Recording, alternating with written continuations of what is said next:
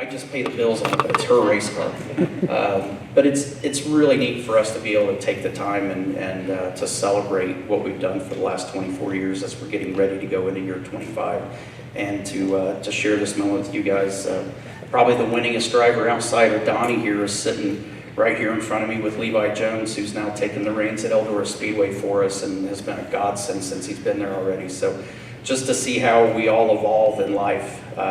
You know, Bob and Janice, we were just talking about Jason Leffler's son, Charlie, who just started racing micros this year, and thinking about the roads and the generations that keep coming up. I mean, Levi and I, all we cared about doing was winning races, getting paid, chasing girls at the time until he met Heidi and I met Leah, and trying to just do the best we can each week to win races. And now he's running our racetrack, I'm running race teams. I still, by the way, for those of you that have, some have asked, some have not, I am still undefeated. I have not changed one diaper yet. Keep my family tradition. I try to keep my father proud back there. She swears it's not going to stay that way, and until she gets the mic, I get to hold the torch. So, but no, it's really an exciting time for us. So appreciate you guys coming today. I know this is a busy week for everyone with PRI and all of our friends and all of you from NHRA, from World of Outlaws that are here. Really excited to have you guys and proud to be partners with you and what we get to do in the future. Obviously excited to have Donnie in the car with the World of Outlaws next year, and proud to get to race with my teammate Matt Hagan again next year while my driving coach burps the baby and burps her big baby. So she's taking great care of all of us right now. So we are going to show you a quick video, and then we'll unveil the logo that you've already seen.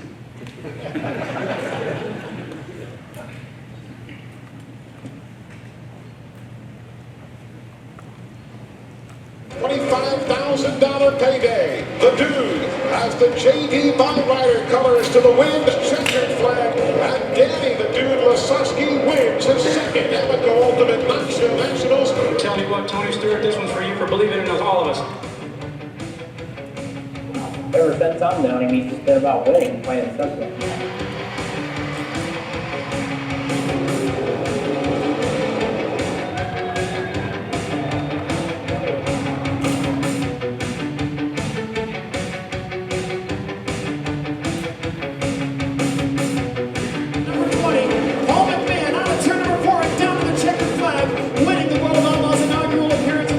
Race car. In turns 3 and off of turn number 4, David Steele is going to pick up his fourth consecutive win here at Copperwell.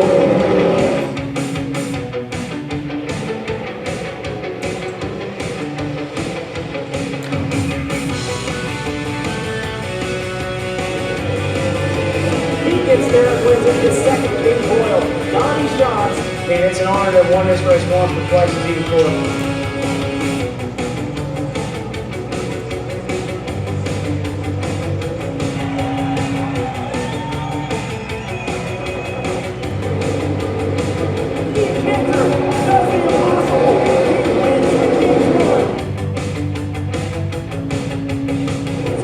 Crossan, booth 3 and 4, out of turn number 4, double checkers for Brian Crossan.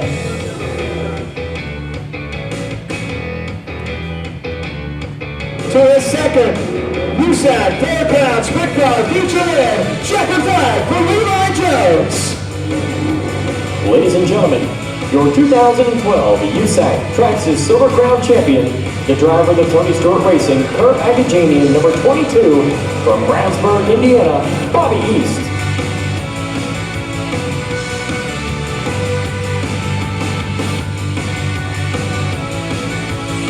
Hall of Famer Tony Stewart announces he is expanding Tony Stewart Racing by adding a drag racing team. To be able to do something different like this is something that has really been energizing to me as a car runner and as a fan of motorsports in general. The expectations for us are very high and very tall, and we do not expect to fall short of them. I'm pumped up, and Tony's going to be a great team owner, and he's going to bring a lot to the sport. Smokes the tires. Here she goes, Leah Pruett, the first win since the Mile High Nationals of 2022. And a couple of you can't predict how this is going to end final rounds. That's why you got to love this sport. And off they go down the race. All David's canceled by the center line, and it's Hagan navigating the right lane. 396.7 at 328 miles an hour. We saw Rod's car push to that inside area, and Tony Stewart celebrating with his money car team for the second time in 3 races.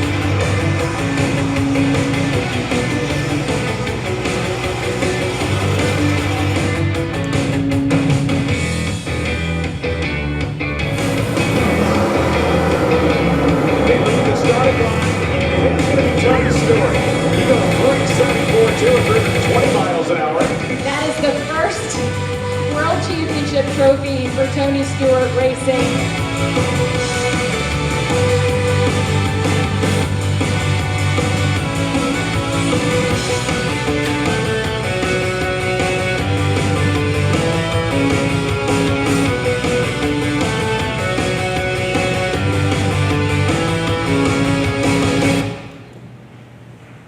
We were talking to Bob a minute ago, and if we put all the drivers that we've had that have won races for us, this video would probably take about 45 minutes, so we spared everybody, but some quick highlights of that, obviously, and obviously Donnie's been a huge part of that on the World of Outlaw side. It did start with Danny Lasowski.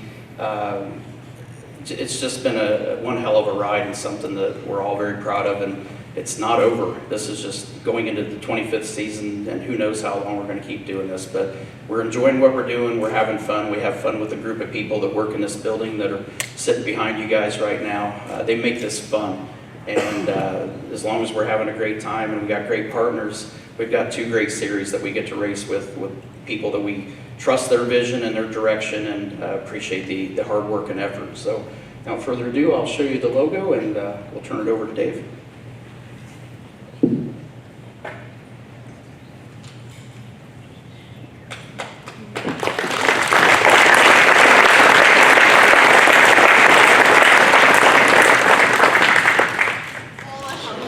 So Leah, it's a long time no see. It's been a minute since we've been able to talk to you. I think the last time I spoke to you was back when you won Norwalk 2 years ago. I mean, just what's this offseason been like, just with everything going on? You had Dominic, you're getting swamped with questions about when this is going to be your car again. Yeah. Just how has this winter of 2024 been for you?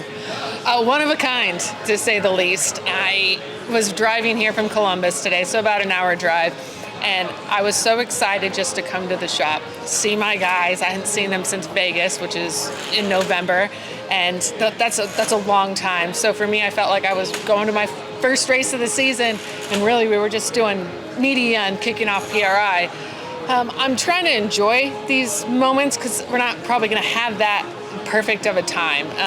So I'm in tune with the team of what we're working on for next year, and I do that not only for the greater good of for TSR, but for my own mental health.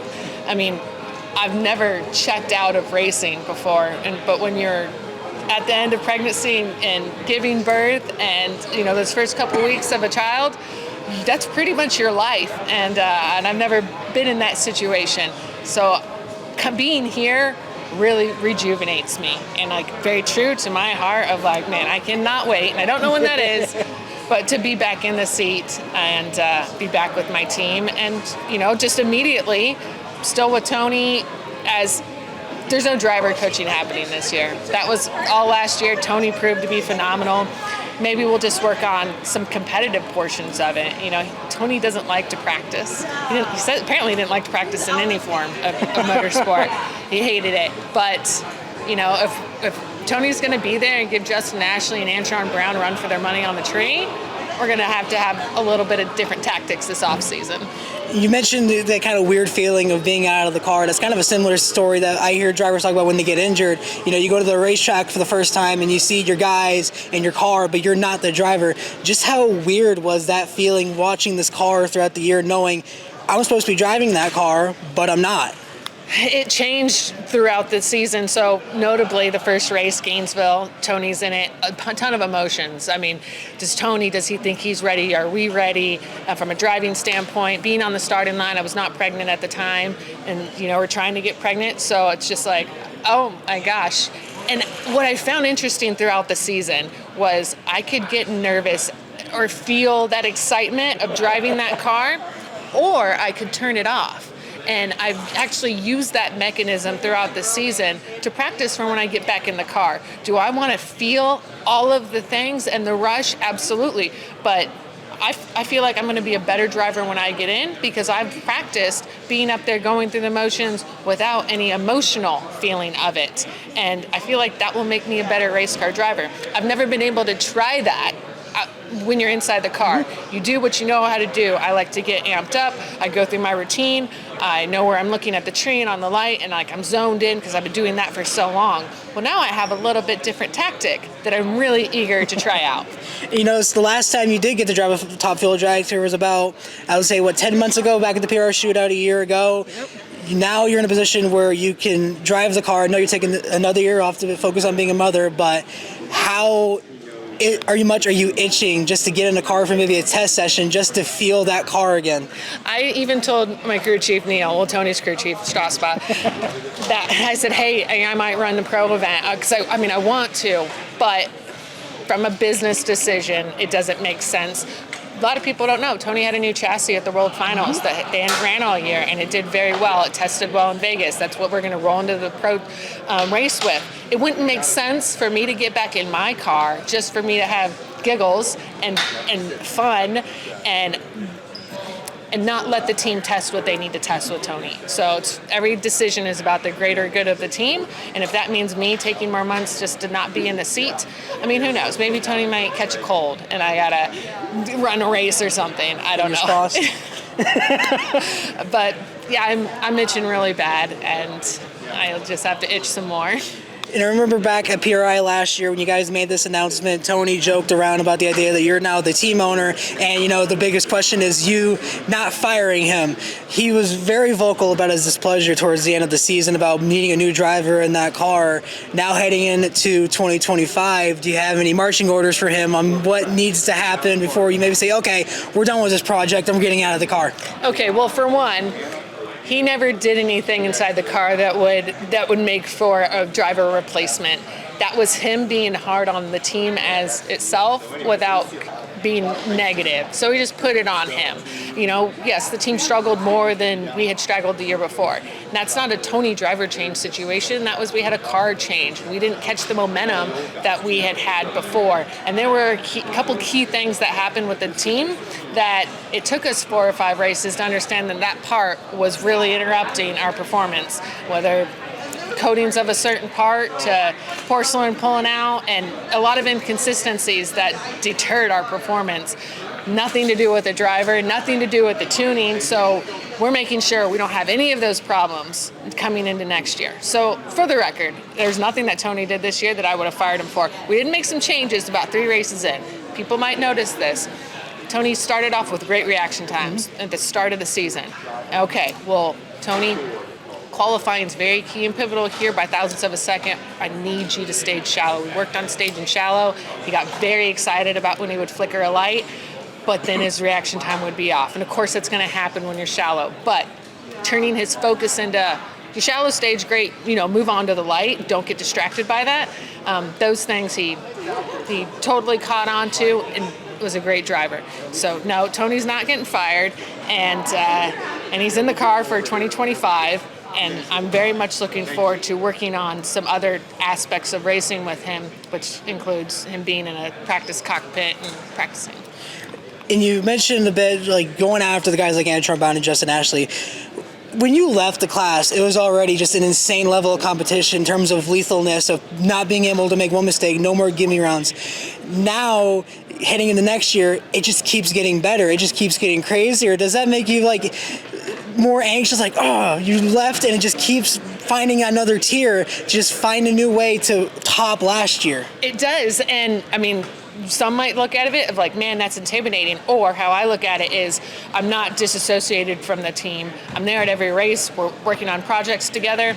I know that we are right there incrementally with them. We are not being left behind, and the field is going out like gangbusters up there. So being a part of our progress as we come in, I feel like once I get back in the seat, that will be right there. But it's phenomenal. If you look at 5-6 years ago and what the top field class looked like, there was a big delta between the cars that were just fielding and the cars that were just winning. And now so many of them are right here. So just, it makes winning even more difficult. And I think that is the frustration that you have seen at the end of the season with Tony, was his frustrations with not winning, because he's not good at not winning. He's not a happy camper. And also, because he can't do anything more as a driver, he was number 4 best leaver of the entire season, okay? It doesn't get much better than that, especially for a rookie driver. So, you know, he's not tuning, and he doesn't know what to change, and so he just kind of like at a stalemate. So those are the things that we're working on this year collectively as a team of what are we going to make sure no holes get poked through in our program. And Tony next year being the number 1 lever. I'm going to call it here. Okay? Ooh. Yeah. We're gonna I'll have to find you a promoter at the end of next season and see how that goes. So the last question I can ask is, you know, I heard stories about the Pomona weekend and how that all went. We've seen the videos of, you know, Tony playing with Dominic's feet. Yeah. You know, we always know Tony, you know, the prankster, you know, the serious, hardcore, tough racer. You're the only real person that gets to see him behind the scenes when the lights are off and the cameras aren't rolling. To see him now become a father, how has that been for him? Watching that kind of transformation of him being the tough and rugged racer to now being the toddler of a for Ted. Well, for one, his sarcasm has not left the room, and his pranks really haven't. I mean, he's not like pulling pranks on Dom and I, but he is way more present than I thought that he would be. I didn't have a lot of expectations of, you know, him being involved, but he's exceeded them. And he wants to be with the baby all the time. Doesn't like it when he cries, he gives him back. And he has this saying that he's not going to change a diaper because his dad never changed a diaper. That too is going to change, especially by the next time we talk. I believe that. It's so nice to see this softer side of him, because most of our day-to-day conversations are a lot of logistics, from operating a team and then Tony operating Eldora and everything happening in NASCAR. So there's a lot of positives, but there's always a lot of things to address, and that wears on him. So having this child that brings really nothing but joy to him makes me really happy. So I want him, I let him spend most of the time with Tony when he's being good, because so Tony can enjoy it. So he can have these like really, you know, spikes of happiness to go with, you know, all the calls, this needs fixed, this person's unhappy, this part broke, whatever. And when he gets his baby, he just sees like pure love, and I want that for him. And I know this is probably going to be a few years down the road, but have the arguments gone on whether or not he's going to be in the junior dragster or micro spin by the time he's ready? Oh, well, here's the thing. He's going to race whatever ends up at the racetrack. And for those of you that know Tony, you know, Tony's not the one to like wash a rig, load up a car for the most part, tune it, put it on the track, all that. I grew up that way. So I'm not sure. To be very, very honest with you, the way that kids race right now, yes, you can be 5 in a junior dragster and 5 over here, but I believe that there's more driving talents, and knock whatever you want on this, keyboard warriors, right? But driving talents to be had at an earlier age with Tony. I mean, there really shouldn't be much argument there. You look at Tony Stewart, Rookie of the Year, 2024, and learned to drag race. You know, I can't go back and go learn to drive a sprint car. I've aged out technically, right? So at the end of the day, it's going to be whatever he loves to do. Whatever he likes to do, that's what we're going to do. I don't give 2 rats of what way it goes, as long as our family is having fun. All right, so we're there with Matt Hagan. Matt, beginning of the off season, you're getting to enjoy the winter and get ready for 2025. How has it been for you so far? It's been nonstop, man. I tell you, I thought that, you know, it was like, end of the season, middle of November, and we'll have a little break. But I've been gone somewhere every week, and so it's never slowed down, man. But I think if it did, I'd be disappointed, right? Like you live this crazy life, and you're gone so much racing and sponsor commitments and everything else. So I think it gets to a big point where you just don't know any better, you know. So kind of bring it on, let's go. And I'm excited to get back in a race car here in February and do the pro winter warm up deal and get some testing in, and see what we can do out there. You know, the name of the game right now is to catch up to Austin Prock. I asked you back at Bristol, where would you compare him to Robert Hight? And you said you wouldn't exactly maybe put him on that level yet. To see what he has done in the second half of the season, just run away with this category, where would you rate him now in comparison to the level that Robert Hight performed at when he was driving that car? Well, I think, Austin's done a great job, but he's in a great race car, right? Like, it's one of those things where when you got a car that goes down the racetrack all the time and it's not blowing up, it's not smoking the tires, it's not doing stuff, you can focus on being a better driver, and he's done that, and he's done a really good job at that. But everybody is human out here, man. We have our ups and our downs, and our highs and our lows, and it's one of those things where you just got to keep making sure that you're prepared for when they make a mistake, that you're ready to go. I believe in our guys and our program and what we're doing.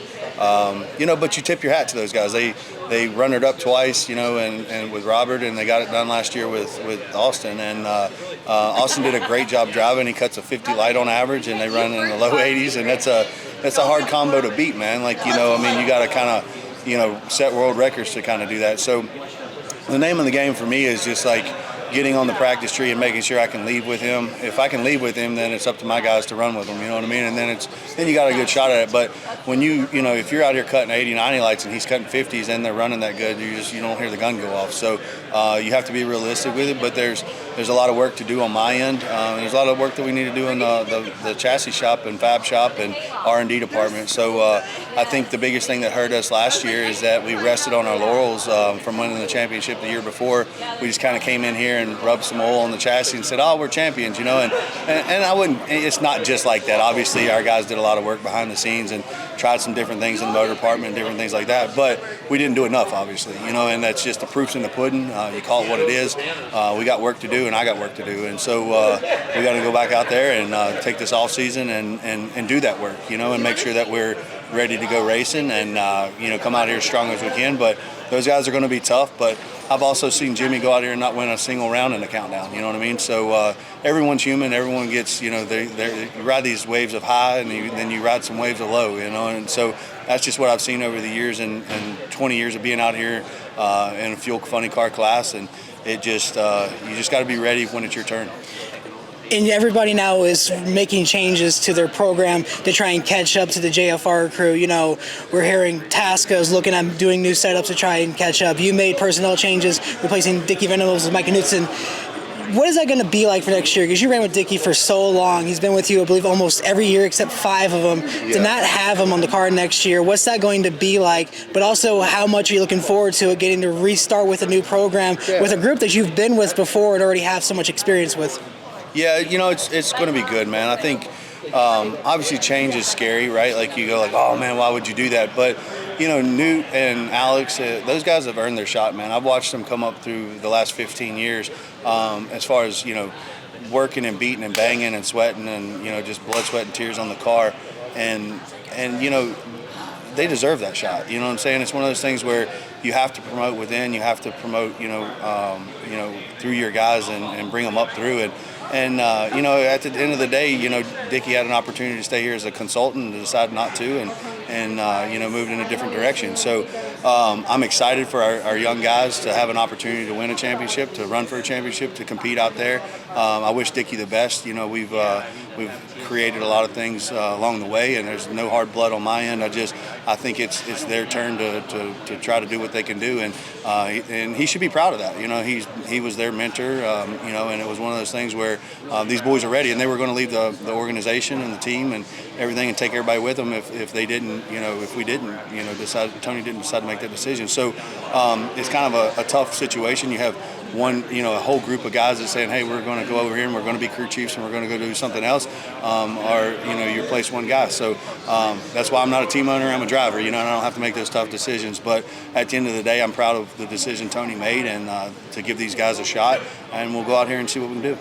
And you mentioned that team owner role that Tony Stewart plays. The whole reason we're here is celebrating the 25th anniversary. You're the one guy in the drag racing side that's won the championship for him so far. In the 3 years that you've been with him, just kind of describe what Tony Stewart has been like as a team owner and getting to race with his brand, with his name on your car. Yeah, I mean, I look at him as a friend more than a boss, and that's been kind of like awesome to say because, he's such a great guy, and nothing against Don Schumacher, but he was definitely that like, hey, I'm your boss mentality. We're not going to hang out, we're not going to cut up, and this is straight to work, and that works for some people. But to have Tony as a friend, as a boss, as just a good guy that brings a bunch of good people together. Like I said earlier in the thing, you give me 10 guys with a smile on their face and a wrench in their hand, and you're going to accomplish some stuff. So I'm very blessed to have him as a team owner, as a friend, as just somebody that we can just kind of hang out and have fun together, but also to understand that, hey, when it comes down to business, you pull a helmet on, you get done what you need to do, you know what I mean? So I think it doesn't even need to be spoken. You just know what you got to do, and at the end of the day, he's been very gracious to me to allow me to do what I want to do in the race car and drive it the way I want to, and kind of go from there. So great guy, great for the sport, just a great shot in the arm for NHRA drag racing, and I'm just excited to see what the future brings. So we're standing here with Tony Stewart. First of all, thank you for inviting us here for the 25th anniversary. I mean, it's crazy to think about what this team has become. I can't imagine what it's like for your end. Just looking at what this group has become in the 25 years since you guys started this, from your story at the Chili Bowl. I mean, what do you think or make of it? Well, I think the reality check was when we saw the video and we saw the first Knoxville Nationals that Danny won with us, and just thinking about all the great drivers, crew chiefs, crew people, people that have worked in this building just to keep the building going and make sure we're paying all of our bills on time, and just the effort that's went into it. And it's so hard for racers because I think we inherently, even when you win a race on Saturday or Sunday, it lasts 24 hours and then you immediately shift focus to trying to figure out how to do it again the next weekend. And so you never really stop and look back and appreciate what you've accomplished. And I think going into an anniversary year like this, it kind of forced us to just take a small pause and go, man, we've kind of done some things over the last 24 years and getting ready to go into year 25 next year. And that's a milestone that not every race team has made. And just thinking about the names that have coming out of these doors, the guys like we mentioned, the Kinsers, Donnie Schatz, Tracy Hines and Levi Jones, but even especially the guys who aren't here, legends like Brian Clausen, Dave Steele, Bobby East, all these guys that have come through here, Jason Leffler, cannot forget Jason Leffler, come into this door, either made their names here and became legends of the sport or went on to become legends of the sport. Like, that is almost 3 Hall of Fame classes in their own at Knoxville. Just what does it mean to you to think about the people that have been in this sport, just in the sprint car side alone, that have made this team that infamous, legendary status that it has become? Yeah, I think it's, we all did it as a group, and I think it's a compliment to us to have great drivers like that, but you only get good drivers like that by giving them a place and race cars that they feel that they have the opportunity they can win races in, and you give them an atmosphere and a work environment that they're successful in. So it makes all of us proud. I mean, there's not one person that's made this successful. It wasn't me. It was the group of us, of all of us here doing it, and that continues to this day. It doesn't matter whether it's these 2 drag race teams or whether it's Donnie's team with the World of Outlaws. It's about the people, and that's a mindset that you have to kind of carry, not only at the racetrack, but you have to carry it away from the racetrack too. That's the key to success, is surrounding yourself with good people. And you mentioned the top field drags are in the funny car team. Obviously, 2024, I think you would admit to yourself, for the most part, not what you would have hoped for or expected. With going to 2025, you don't have to worry about the questions about NASCAR anymore. You don't have to, hopefully, worry about a BS article about selling Eldora. You get to go in here, clean mind, and focus on the task at hand, driving this top field dragster. How excited are you for that, just to be able to go into a race weekend and not have to worry about questions of what is going on the outside world? Yeah, it's definitely taken a lot of weight off my shoulders, and I'm looking forward to that. I mean, obviously, I love what we do with our sprint car team. I love Eldora Speedway.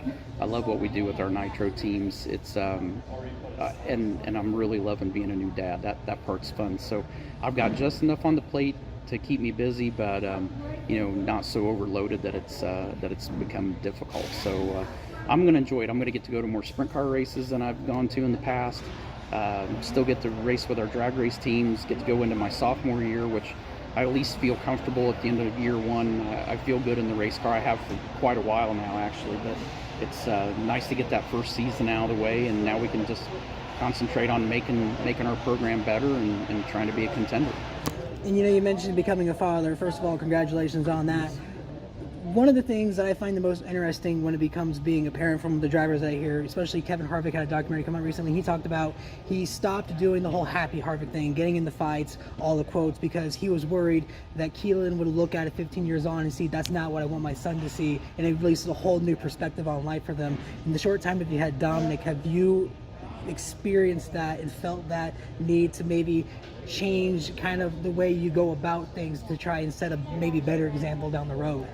Well, I wanted to change that just for myself before Dominic came here. So, now that my son's here, I think it has a lot of the same feelings Kevin had. I mean, it's the things that we do or the things that our kids are going to see us, and there's things that are already out there that you can't erase. They can't take them back, and you can't change it, and it's part of the history. But the important thing for me as a father now is to sit there and explain to him why that wasn't the right thing to do and what the right thing to do is. So, but you have to lead by example as well. So, it's a work in progress. I'm not 100% where I would like to be. I still get frustrated and mad at times, but then, there's the occasional person that shows up and wants to try to put you in that position and make you that way. So it's just trying to acknowledge when those moments are there and realize it's not worth it to argue with people that are stupid anyway. So you just sit there and, for me, I think it's controlling the things I can control and controlling how I act with myself. And, met some people in the last year or two that were people that I'd had encounters with in the past before, and listening to their stories made me sit there and go, man, I hate that I made somebody feel that way. So, but there's, for every one of those people, there's also somebody else that sits there and says how we've changed their life. So, you can only control the variables you can control. And, for me, I think I'm proud of what we've done with our race teams. I'm proud of what I've done as a race car driver, but, I want to be a good person and a good father at this point too. And I talked to Leah just a little bit ago, and she kind of put you on blast for next year's goals, the big one being to be the #1 reaction time average in the class. She also mentioned you're not too big on practicing. How much practicing you'll be doing in the offseason to try and get that? Because she said it a couple times that the goal for next year is to make you the #1 average leaver in the top fuel category. That's a tough goal to beat Justin Ashley and Antron and Sean Langdon and those guys. But I'm proud of where we landed after year one. I mean, we're in good company. I'm proud of where we were there, but there's obviously room for improvement, and that's what off seasons are for. I mean, there's a lot of downtime being a new dad. You're not doing a lot of things, so having the opportunity to use the practice tree, and we didn't practice going into the season. I had really good reaction times in the alcohol car, but it's not like I forgot how to leave. I mean, I ran the alcohol car this year and had great lights, so it's just a matter of figuring out how to do it in the top fuel car, and we'll work at it. I mean, the only way you're going to get better is to keep working those. So, she's the driver coach, and when she says, hey, you got to work on the practice tree, we'll go work on the practice tree. And one of the things that also helped you too was a new chassis going into Pomona, and you guys had a really good weekend there, probably your best one since, I want to say, back all the way back in Epping or Indianapolis. How excited does that make you for next year, knowing that the pieces are now there? You had that first year under your belt, now you get to go into this thing with a whole new look on it, knowing that you don't have to learn this anymore. You can just jump straight into it and go. Well, I hope that new car is going to be a key. It's we definitely had a great weekend with it. Had a great test at Vegas after the event. Had a good weekend at Pomona with the car as well. So hopefully, I hope that's a change that's going to make a huge difference for us. I think the PBRC cars are awesome. So, I mean, I'm happy with our choice there. I think they build great race cars, safe race cars. They're fast. It's just a matter of us, figuring out some variables that we were missing last year with the car. And it's probably the most frustrating thing for me as a driver, because I can't make up for it like I could with a sprint car or Indy car or NASCAR. But our guys are digging. They're working hard. We had a good weekend. I feel like we finished on a very high note, getting to the semis. And, hopefully we can take that momentum through this off season and start off strong next year.